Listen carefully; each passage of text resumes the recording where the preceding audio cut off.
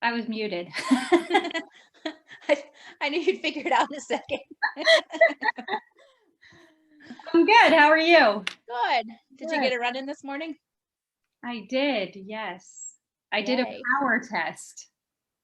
Oh, cool. Rain was just talking about that on the last, Yeah. our last talk.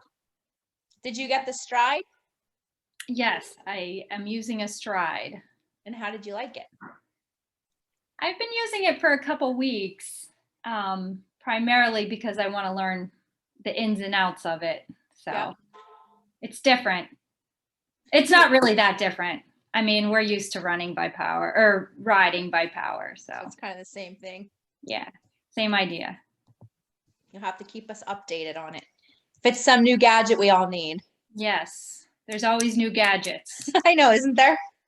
New gadgets to spend more money on. Exactly. Yep. Think of all the vacations we could take if we didn't buy all the gadgets that we buy.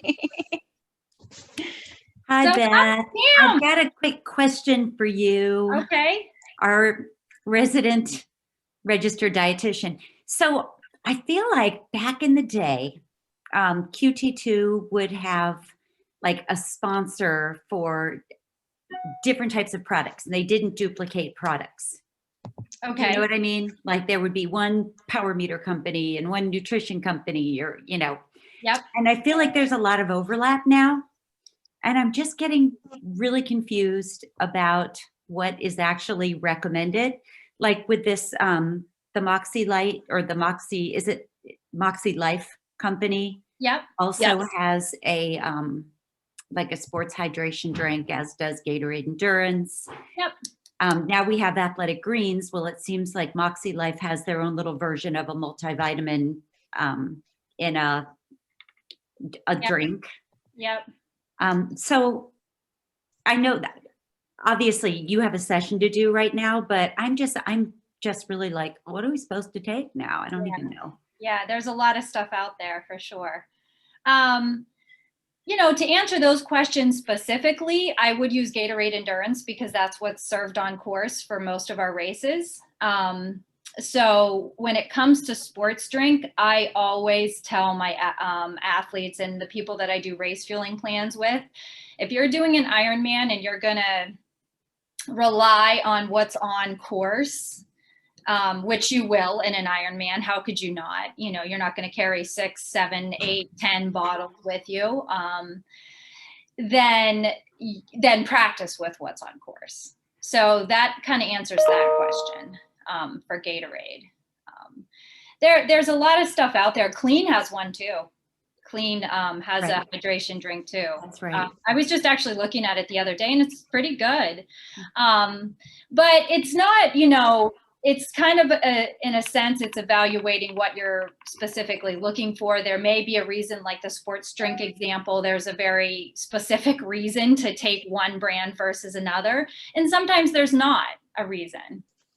You know, so evaluating if the products really are the same or not, because some of them look the same or make the same claims, but they don't have the same ingredients, you know, if you're looking, you know, at other products as well. So it's hard. Earlier this year in my COVID boredom, I created this massive spreadsheet with all of the sports nutrition products on it, basically. All the different brands, the gels, the sports drink, the recovery drinks, the electrolyte supplements, I mean, it was like tabs and tabs and tabs upon tabs of in an Excel sheet. And because there is just so much out there. So yeah. All right, just curious. Yeah. That was a good question, Fran. Well, it's a legitimate question. Try those different things out too. Like the Athletic Greens are what, 70, 80 bucks a month, and Moxie Life doesn't look cheap. And so it's not like you can just buy a little bit of everything and just see what works and what doesn't work. Yeah. It's an expensive proposition. Yeah. Well, just first make sure that you need it. Yeah. First, make sure you need it at all. You definitely need sports drink, so that's non-negotiable. But you know, some of the other stuff you may or may not need. Just because we have a partner that has it doesn't necessarily you need it. You know, I mean, you need it, so. Right. Okay. So, I'll stop. if I could just jump in real quick, Fran, your question does beg the question that maybe we need as a company need to clarify what when. And so I think that's a larger discussion that we need to have in how we communicate those things. And so That would actually be really helpful. helpful. Yeah. And I remember maybe a couple of years ago, probably, Jesse did a presentation with just that information about, you know, what vitamins or whatever from Clean Athlete they recommend and when to do what. That was really helpful. So Because different that would be companies good. have overlaps, and we've chosen Mhm. one company over the other for Right. specific reasons. Yep. You know, for example, multivitamin, you know, that kind of thing. And Yeah. so we need to help to clarify to you, the athletes, you know, where if you're going to buy a multivitamin, you know, and you have a couple options, this is the one we recommend. We actually recommend these things. So I'd love that. Would be great. noted. And I jumped in at the end of the Moxie Life thing, and when she was talking about you lose minerals other than sodium, and so, you know, I just remember, and I haven't had a fueling plan done for years, but you know, before it was just fluid, sodium, carbohydrates, and that was it. So yeah, I just to play off what Fran was saying, it would be helpful to know whether, I mean, I take a calcium magnesium supplement, but that's more for bone health than it is for heart health. So anyhow, I won't take any more of Beth's time.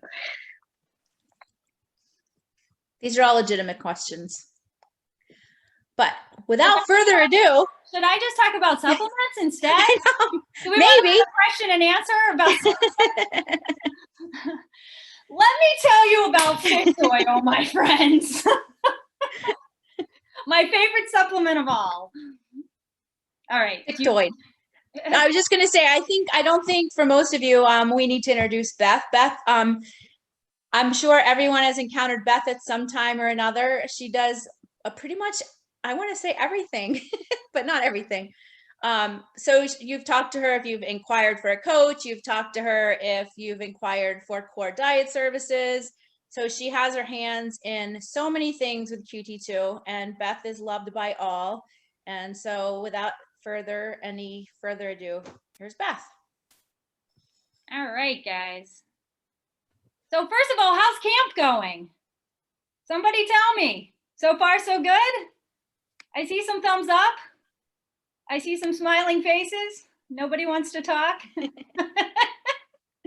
How was that 320 test? Oof. That was a blast. That's one word for the 320 test. I've actually never done one on Zwift. I've always only done mine outside, and I was dreading it, but I actually found that it was a lot of fun because just seeing everyone doing it together, all the names of everybody on our team, and so it's kind of fun. Yeah. In that sense. Yeah, that's way better than doing it by yourself. If you're going to improve a 320 test, at least suffer with friends, right? Yeah. Yeah. Exactly. Okay. All right, so I'm going to show my screen, I think. I'm getting relatively good at this sharing screen thing. Can you guys see it? Yep, we're good? Okay, all right.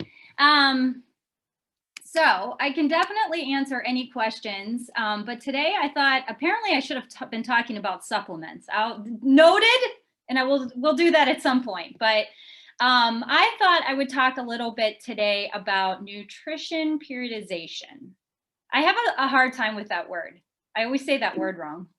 And I also can't get my slides to advance. Okay, here we go.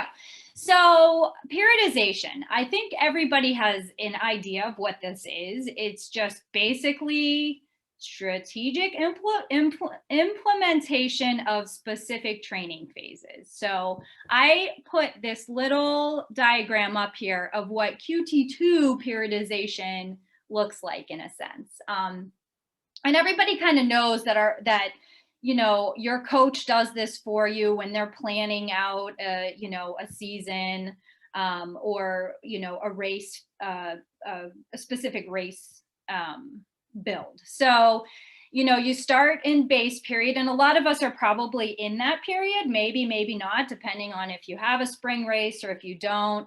We kind of then move into build, and from build, build starts to get a little bit more intense. So you start to add some, instead of just aerobic Z1, Z2 type work, build starts to add in maybe some high Z3, maybe some strength work, that type of thing. Overload is kind of like, I think it's a made up term. I'm gonna say that is basically what us at QT2 and Outrival call your 2 biggest weeks of volume right prior to tapering for your race. Of course, you have your race, and then you have a recovery period. And you know, some people might have a couple of these, you know,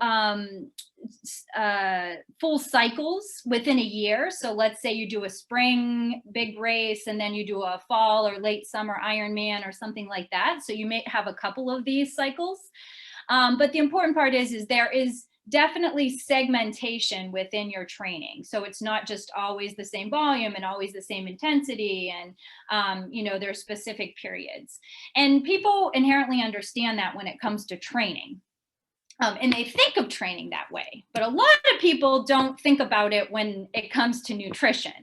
When it comes to nutrition, people just kind of think, well, this is the way I eat, and this is always the way I eat, okay? But I'm here to talk a little bit about how nutrition should also have specific phases that follow your training.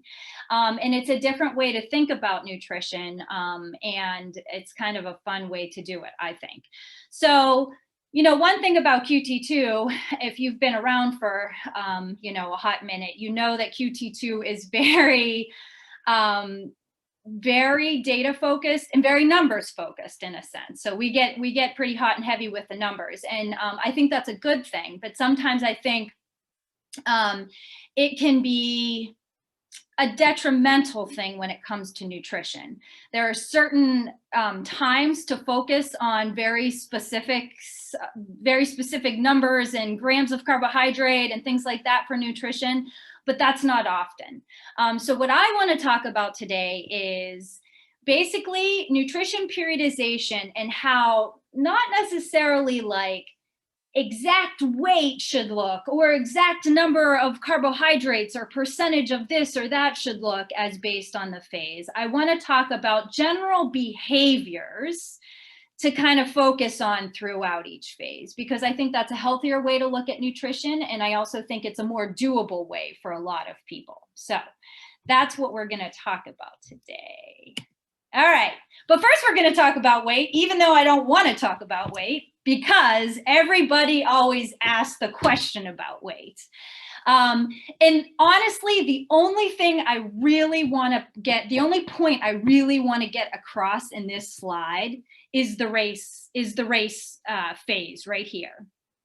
And I want to make the point that this is the one and only day that race weight should be seen. And that's a problem for a lot of people. A lot of people want to be the same weight year round. They want to be race weight year round, or they want to be something close to race weight, but not really race weight. And they can't really get to race weight because they've been trying to stay the same weight all year round. And that's not a healthy thing. Okay. So race weight has the name race weight because it should only be on race day. It's not year round weight. And this is very specific to, you know, this type of training and racing that we do. When you determine what this race weight should be, that's the one day you should be at that weight is on race day. Otherwise, know that, you know, a true race weight is not an entirely healthy weight that you should be at year round. And after the race is over, you really need to gain a little bit of weight to help you return to normal hormone levels, to help your body recover. A lot of times race weight is a weight that is putting you a little at risk in terms of immune health and just injury and things like that. So if you truly get to a race weight in the recovery period, it's time to regain weight. Okay. And some people listening to this really need to hear this, and others not so much. Some people really struggle to get to, an appropriate weight. Nonetheless, it's still important for everybody to hear that it is a cycle throughout the entire year. So it's not, let's get to one weight and stay there forever. All right. Okay, we're done talking about weight. Now we're going to talk first I'm going to talk about daily eating and what the behaviors look like for the different phases. But first I want to talk a little bit about the workout window and just how we structure a day, because not everybody on here might have a core diet nutrition plan. If you do, you know exactly what the workout window is. If you don't, I just want to talk a bit about it. So general structure for a day, okay? We always want to do pre-workout fueling. Pre-workout fueling is within an hour or so prior to a workout, you're taking in some carbohydrate. That could be fig Newtons, that could be toast, that could be a gel, that could be a banana, that could be a granola bar, it could be a whole host of things, but we're taking in carbohydrate in some form. During your workouts, you're fueling always. And we're going to talk a little bit about that when we get to the fueling part, but you're always doing the fueling. After the workout, you're always doing a recovery drink, and that never changes. And then there exists this, what we call the workout window following the workout. And essentially all that is, it's super easy, it's the amount of time following a workout equal to the length of the workout time. Okay, so for example, if you do a 3-hour bike ride from 8 a.m. until 11 a.m., your workout window is the 3-hour span from 11 a.m. to 2 p.m. And this is an optimal time to consume grains during weight maintenance, or if you're feeling particularly tired or drained. So essentially the workout window is your shot at consuming grains. Then the rest of the day, outside of pre-workout fueling during, recovery drink, and post-workout window, the rest of the day is focused on core foods. So fruits, vegetables, nuts, seeds, legumes, dairy, lean proteins, lean sources of protein. Okay, so that's kind of how a whole day is structured. So moving along with that, once we understand that, let's talk a little bit about how daily eating changes depending on what phase you're in. So when you're in the base phase, which is again a lot of you right now, now is the time to start minding those workout windows. So, if, and recovery is last, I actually should put recovery first, but recovery is last. In the recovery period, you're not really paying attention to anything. You're just recovering. You're doing what you want to do, and you're recovering from all the discipline you've had throughout the entire training cycle. So during base, we start to mind those windows. We start to do pre-workout fueling, and we're paying attention to fueling during, we're paying attention to recovery drinks, and we're starting to pay attention to having grains in those workout windows only, okay? So starting to really focus on the core foods the other times of the day. And the reason why is because those core foods are really nutrient dense and super have all the good stuff in them basically. And we're really starting to up the nutrient density of our diet and focusing grains around the time when our body needs them, which is around workouts. Now we're in the build phase. So now things are starting to get a little bit more serious. Now we're starting to do some hard work on the run, on the swim, on the bike. Volume is probably increasing as well. And now we're definitely minding the workout windows. And we're really adding in that recovery drink after every workout. Recovery is important in all phases, but the specific high glycemic simple protein recovery drink like a clean recovery or something like chocolate milk is really starting to be important in the build phase. In base, you can get away a little bit with eating instead, okay? And now, especially if you are having trouble hitting protein goals, which in my experience in working with a lot of athletes, this is most athletes, especially female athletes, having protein prior to bed. So now the demands for protein are a little higher, especially if you're starting to want to consider losing a little bit of weight and calories are a little bit cut back. You definitely need more protein. Now we're in overload. And this is basically the greatest attention to detail is paid during this period because it is the period of highest volume. It is the period of the most intense workouts. It is your shot to really get it right. So now we're minding workout windows, grains in those workout windows. If you are maintaining weight, if you're wanting to lose a little bit of weight, you can remove those grains from the window. But if your workouts are suffering or if you're low on energy, definitely grains in that workout window. Recovery drink after all your workouts, protein prior to bed, you're eating all your fruits and vegetables. This is the main, you have 2 really solid weeks of focusing on really, really, solid nutrition, for a lack of better term. Okay, now it's taper time. And basically taper is you eat as you normally would. So we're eating, following the regular core diet schedule. So pre-workout fueling during, post-workout recovery, workout windows, and then core foods the rest of the time. But there's obviously a reduced volume of sport fuels and therefore calories because you're not training as much. So less need for recovery, less need for like workout window, fueling during training and things like that.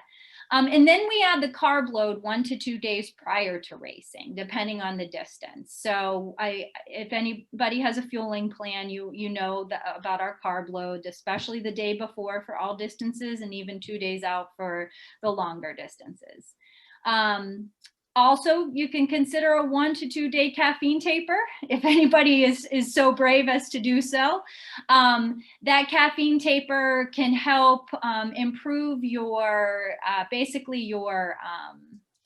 your sensitivity to caffeine on race day.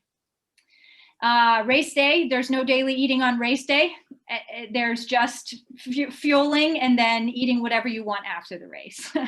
And then we're into the recovery period. And this is the period where you should really not worry about workout windows. You should eat pizza with your kids. You should make up for all the times when you were eating,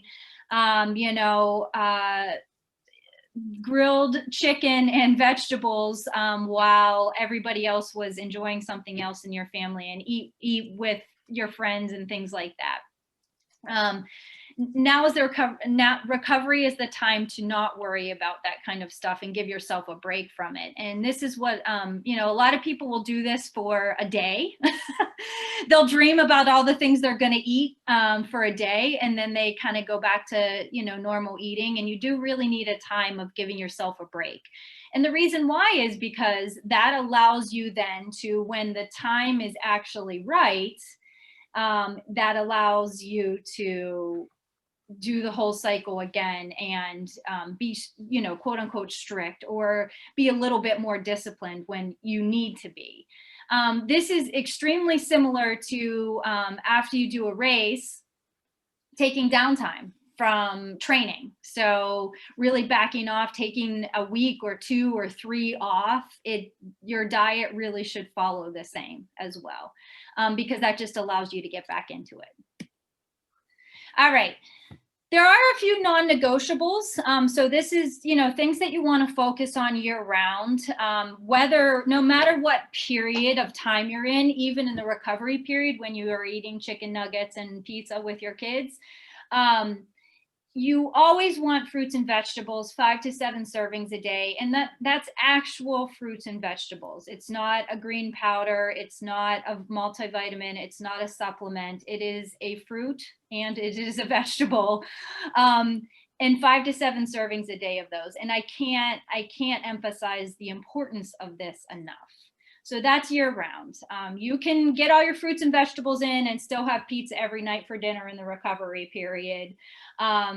In the other phases, base, build, overload, fruits and vegetables are key players essentially. Lean proteins, including low-fat dairy year round.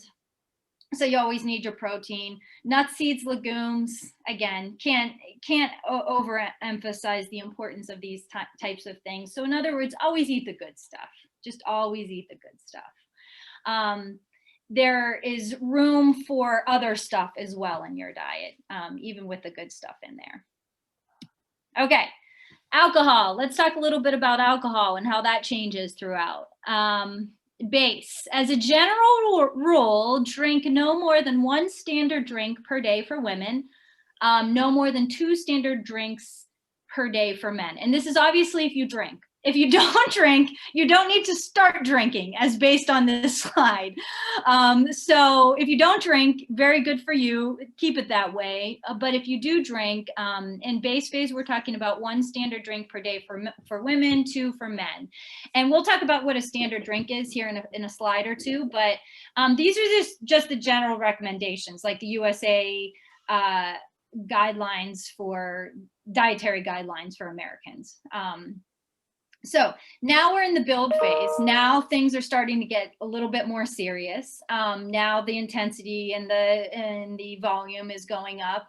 So we're going to reduce alcohol intake to 1 to 2 drinks 2 nights a week. So now we're down a little bit. And the reason why this is starting to become important is because I think you all know alcohol impairs recovery. It impairs recovery in the sense that alcohol intake actually impairs recovery, like you don't recover as well nutrition wise. So the metabolism of alcohol essentially impairs your uptake of carbohydrate and muscle protein synthesis and things like that. But the other big thing is that alcohol impairs sleep. And a lot of people think, oh no, I drink a glass of wine before bed because it helps me fall asleep. But the problem with alcohol is that it actually impairs sleep quality quite a bit. And anytime you mess with sleep at all, your overall recovery is really going to suffer. So that's why we start to cut it down a little bit. Overload, further reduction to 1 to 2 drinks 1 night a week. So now we're down to 1 night a week, or cutting out alcohol altogether. This is the period when some people start to think, well, from here on out, I'm just going to be alcohol free until race day. Taper, definitely cutting alcohol altogether to maximize sleep and recovery. On race day, I don't recommend alcohol during your race, although I will say worse things have happened during an Ironman marathon. So you got to do what you got to do. And then during recovery, now's your chance to kind of get it out of your system, enjoy.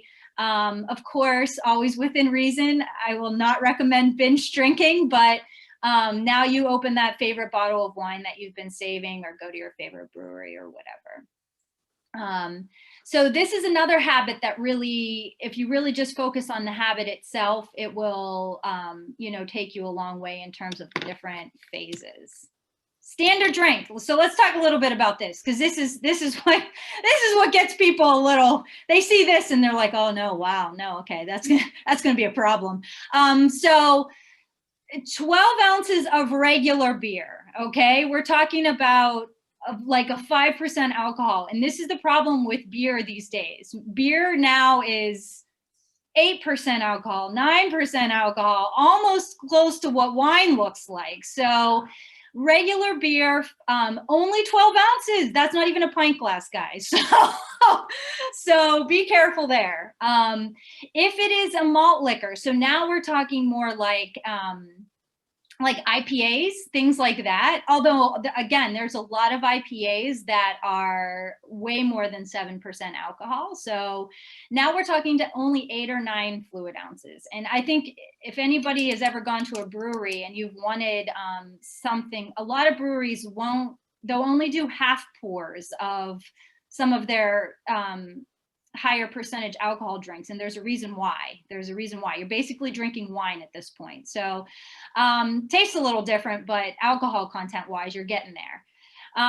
So only 8 to 9 fluid ounces of a higher percentage, like a malt liquor. And then wine is only 5 fluid ounces.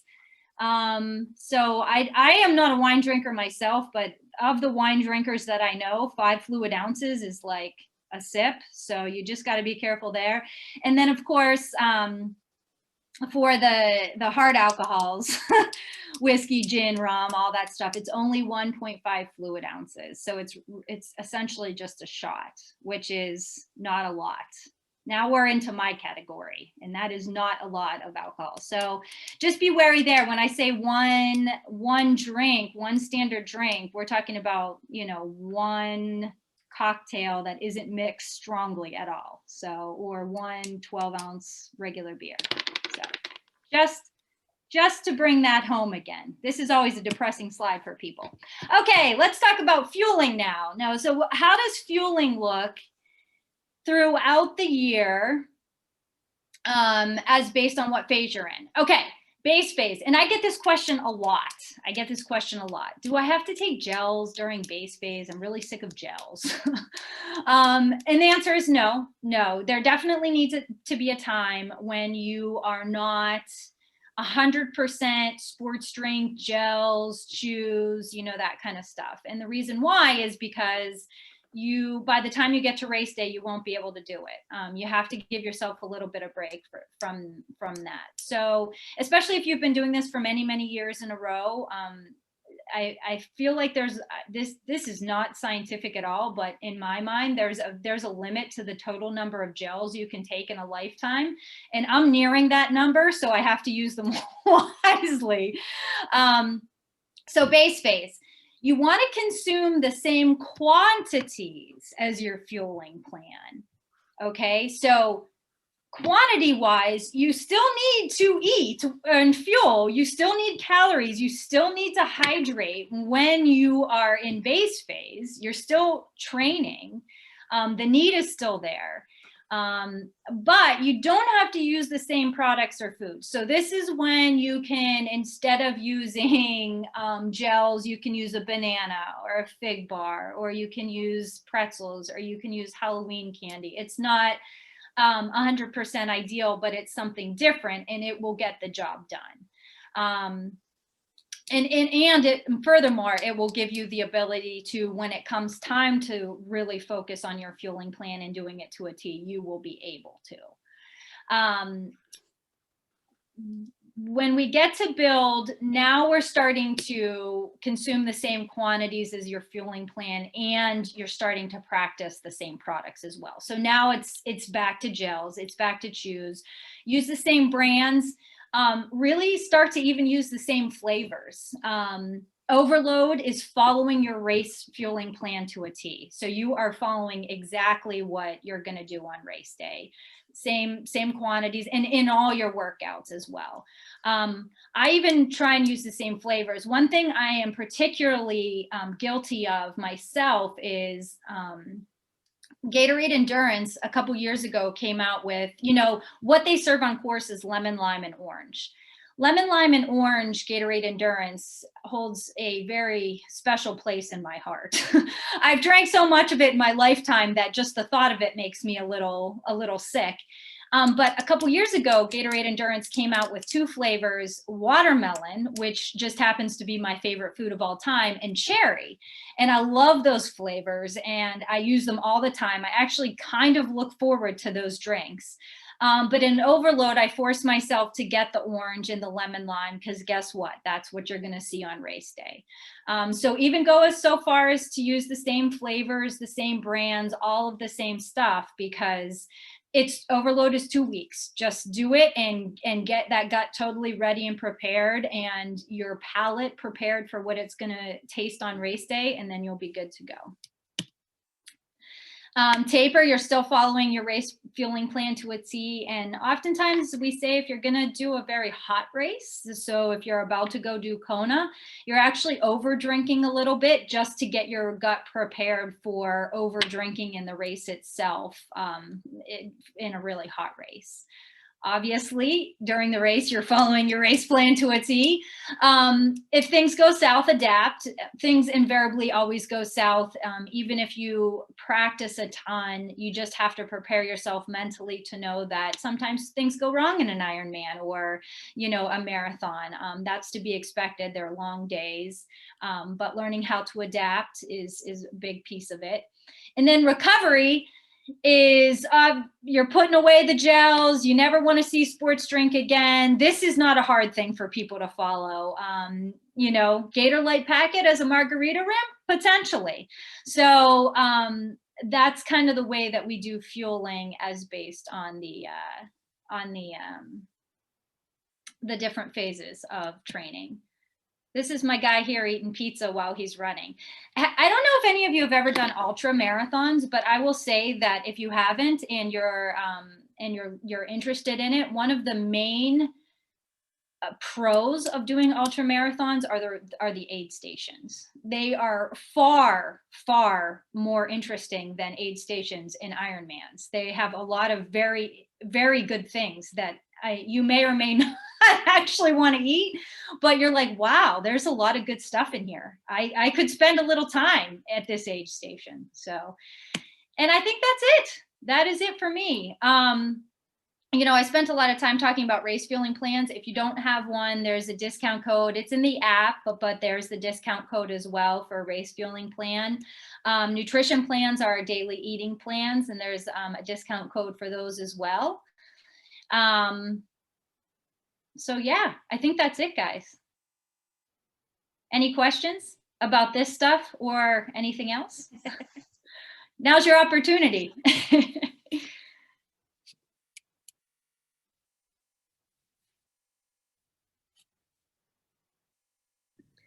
Hi, Beth. It's Betsy Fader. Hey, Betsy. Wait, Hi. hold on a second. Let me stop sharing my screen so I can see everybody's faces. I may or may not know how to do this. Hold on a second. Just hit your share screen. It'll say stop screen sharing. There it is. There it is. Excellent. Okay, now I can see you guys. Okay. Hi. So in the beginning of the session, I think you were joking about my favorite supplement is fish oil.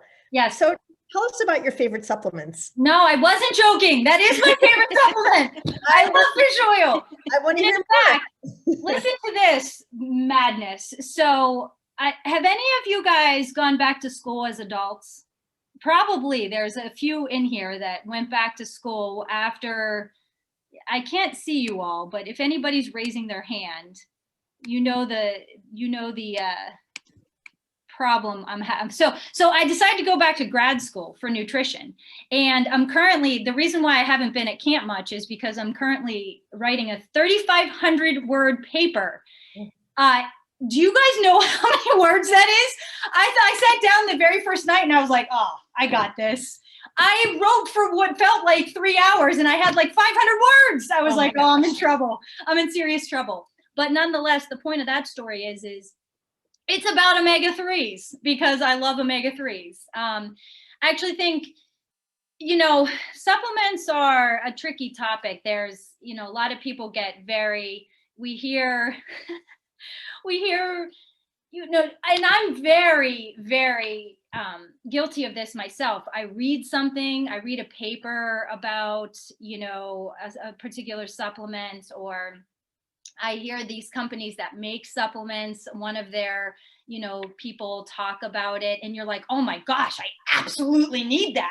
Like, absolutely, I have to have that. That is going to be the reason why I PR this year.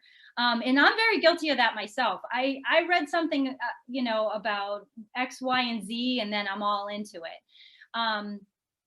But the thing we have to remember about supplements is this: nothing, and I mean nothing, replaces food as the ultimate source of nutrients.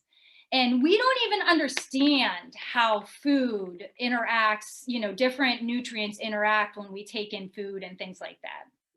So eating an orange is very different than taking vitamin C supplement. And I think we get very, oh, well, we need vitamin C and we definitely need probiotics and we definitely need zinc. And really what you need to do is eat an orange and eat, a cup of Greek yogurt and focus on food first. So I have to say that I have to get that off my chest, because we do get very, very like, oh, well, as athletes, we get very focused on making sure we're doing all the right things. But really the right thing is to focus on having a very well-rounded diet with actual food, a lot of fruits and vegetables, lean proteins, nuts, seeds, legumes. You will do yourself a huge favor and save a lot of money. That said, there are two supplements in particular that I think it's very difficult to get through food alone. And that's why I like omega-3s as a supplement, because many of us don't eat near the amount of fatty fish that we need. People say, well, you can get your omega-3s from walnuts and avocado and things like that, but plant sources of omega-3s are very poorly converted into EPA and DHA, the what we're looking for. Those EPA and DHA have the metabolites that we're looking for that are anti-inflammatory. ALA is a very, ALA is the plant form that converts to EPA and DHA, but the conversion is very, very poor. So really what you need is a lot of fatty fish, and very, very few of us eat even close to the amounts. So omega-3s for sure, absolutely. And then my other one is vitamin D. And especially in the winter months, just because we're inside, we're training inside a lot. Even in the summer, a lot of us train inside because you're training at 4 a.m. before work and, or after work, you're not out in the sun a ton, even though that's what we do. So, and there is a lot of research in athletes. A very high percentage of athletes have low vitamin D. So does that mean that we have a higher need? Who knows? But so vitamin D and omega-3s are my two favorites. Otherwise, eat food.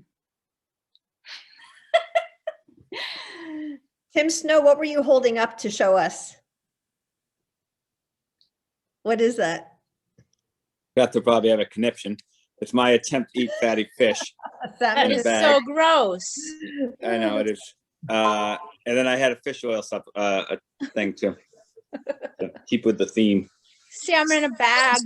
Chicken on the sea. Hey, I will say it's better than nothing. Tim Snow is not known for his exceptional eating habits. So when I said don't get your nutrients from powders, I was specifically talking to Tim Snow. So Oh, that's really helpful, Beth. Thank you so much. yes. Oh, and omega-3s, you want to get at least 2 grams of EPA and DHA a day, at least 2. Honestly, I want to say 4, but I'm saying 2 to be conservative. And that look on the bottle and make sure it says EPA and DHA. Clean, if anybody's wanting to know particular brands of who does what and when, Clean has an excellent product. It is third-party tested. It is high in EPA and DHA. It is a triglyceride-based fish oil. Not all fish oils are created the same, so Clean is a good one. That's great. Beth, can you speak to that just for a second? So you're saying 2 grams in something like a Clean fish oil. How many little gel things? Yep, 1 pill, so 1 Clean soft gel contains 750 milligrams of EPA and DHA. So you'd have to take 2 just to get 1,500. Really, you should be taking 3 a day. And then if you happen to eat a package of chicken of the sea, does it say on the back of that how much EPA and DHA there is? Unlikely. I'll check. but I Very doubt it. unlikely. Look on the front. It actually more likely say it on the front. Yeah, no. It says it's the best salmon. And then what's the if I go to CVS or Walgreens and pick up one of these like Nature's Paths fish oil supplements, do I need to eat a handful of those in order to get that much Well, EPA?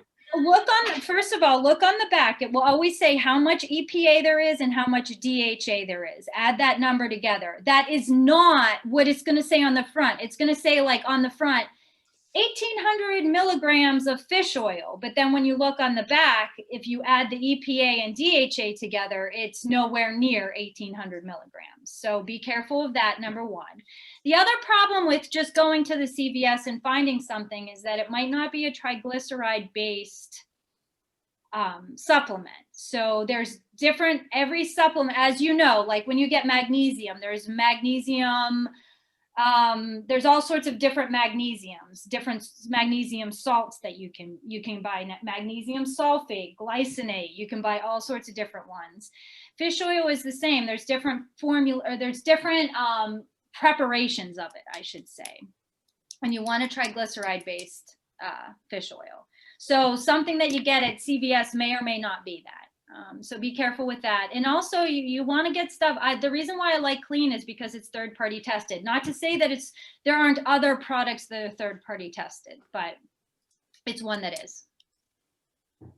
And can a quick follow-up question is, so what do omega-3s do for one's body? Oh, you've spoken to my heart. Oh, good. They do just about everything. They do just about everything. For us as athletes, there's so much research in improving muscle protein synthesis, so that helps recovery, reducing soreness, just simple things like that. Probably the biggest factor is just think of omega-3s as very powerful anti-inflammatories. And we cause a ton of inflammation in our joints, in our system as a whole. We have a lot of free radical damage because of what we do. And omega-3s go in there and clean up all that mess that we create. In addition, if you're not even talking about so omega-3s are certainly good for athletes, but not, even if you weren't an athlete, I'd be telling you the same thing, because the reason why we have, in very, very simplistic terms, the reason why we have heart attacks and stroke is because there's inflammation in our vessels. Omega-3s reduce that inflammation and, help with heart disease risk reduction, cardiovascular disease risk reduction, stroke risk reduction, just you name it, omega-3s are it. So, plus they make your skin nice and beautiful. Oh, well, then I'll definitely take it. Yeah. And Beth, correct me if I'm wrong, but our typical American diet is loaded with omega-6, right? Exactly. And so we need omega-3 to kind of bring the ratio of 6 to 3 more to 2 to 1. Exactly. Right? Exactly. Yeah. So really, we're not necessarily trying to increase per se, we're not necessarily trying to increase omega-3 intake. We're just trying to improve that ratio. The problem with our diet, just as Tim said, our American diet is heavily, heavily focused on omega-6s. So you can really change that ratio both ways, but one easy way to do it is to take in more omega-3s. Beth, I have a question. I eat a lot of fish and a lot of salmon and tuna and stuff like that. It's sounding like regardless, I should probably take it, but should I balance if I'm eating? I eat fish pretty much every day. Yeah. So should I still take the grams per day, or should I try to balance that out? I would balance it out. So here's the thing.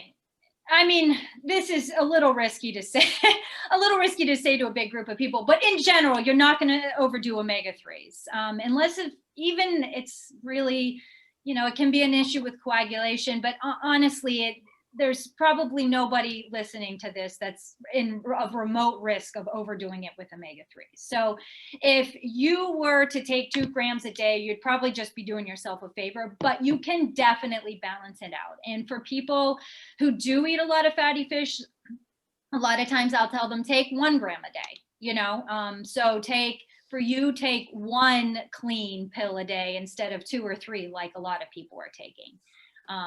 So yeah, and make sure that your salmon is not, it's wild, like wild caught, not farmed. Yeah, Tim's showing us his chicken of the sea again.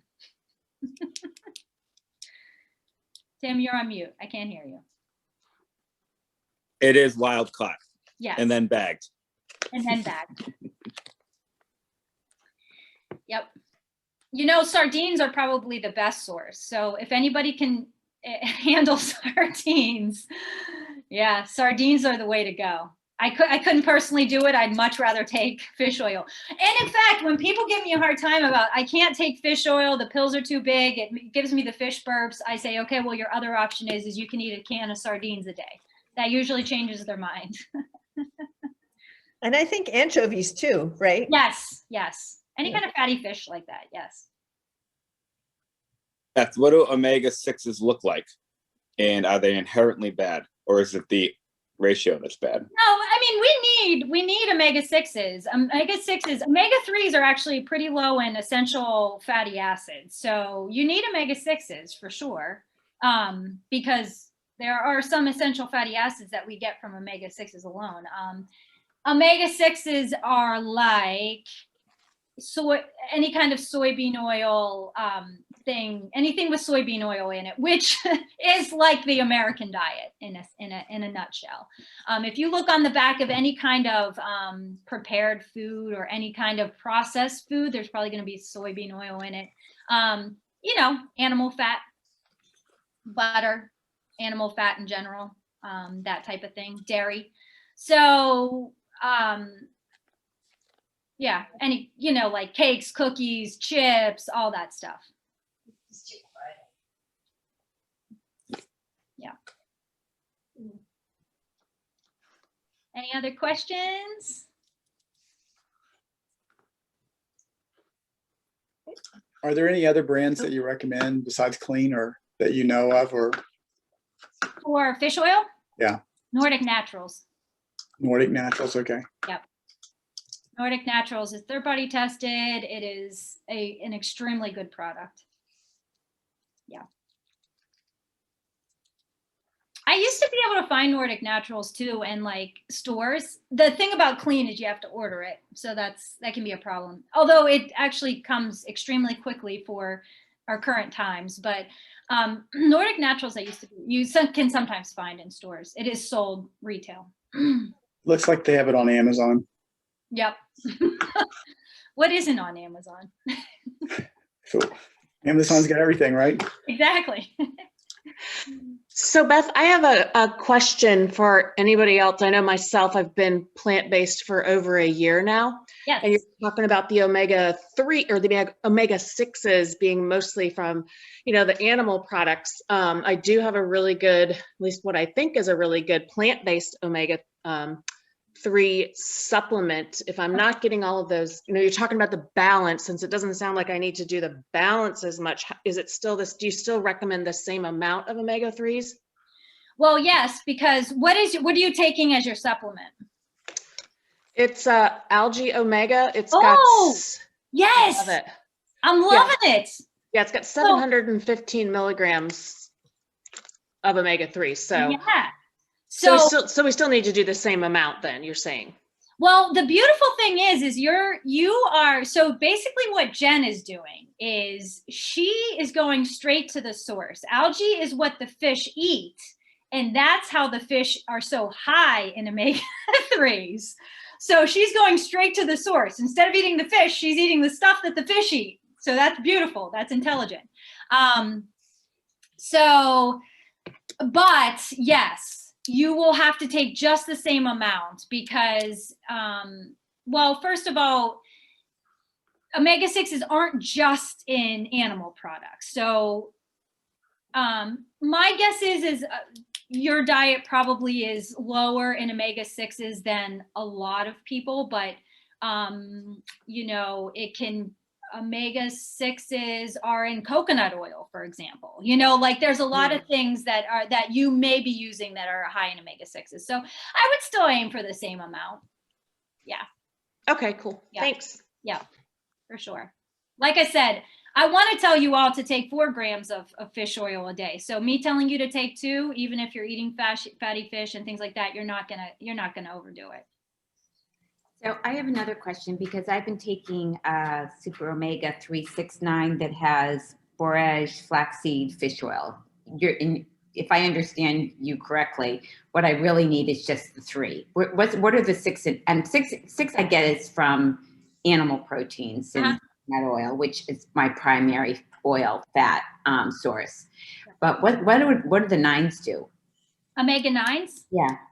Omega-9s are, olive oil is a good example. Omega-9s are actually immunoneutral. So they don't have a pro-inflammatory effect like omega-6s, nor do they have an anti-inflammatory effect like omega-3s. Omega-9s, like olive oil, is a monounsaturated fat. It's not a poly. So they're important too, but just for different reasons. They don't really have, like I said, it's immunoneutral. So when we're talking about inflammation, it doesn't have a ton of effect. They're good for different reasons. I'm going to do a whole webinar about fats. It's confusing. It's actually confusing. I've been going to school for nutrition for a long time, and this is my job, and it can actually get confusing for myself as well. So.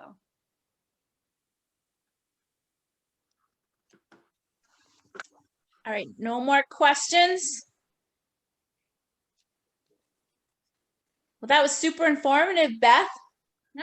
Yes. Well, Thank have you, a Beth. good camp. Clearly, we need a webinar on supplements next. Yes, that'd be great. Yes. Yes. I'll give you my April slot. How's that? No, thank you. Just kidding. I actually think it's just a blog. All right, guys. So John Spinney's up next, and he's going to discuss how to build and the importance of a robust aerobic system and taking us back to the underpinnings of the early QT2 days. So we are going to meet with him at 1:45. So you have a 15-20 minute break. So go ahead and do what you need to do. Go to the bathroom, get a snack, go outside, wake up a little bit. And so we have Spinney's talk, and then we have Lenny's talk, and then we wrap it up. So 2 more talks to go, and then you can be on your way. So we'll see you back here in a few. Bye, Beth. Thank you. Bye, have a good camp. I'm going to get back to writing my 3,500 page paper. Oh my God. Word, not page, word Ugh. paper. Good luck. All right. Bye, guys. Bye.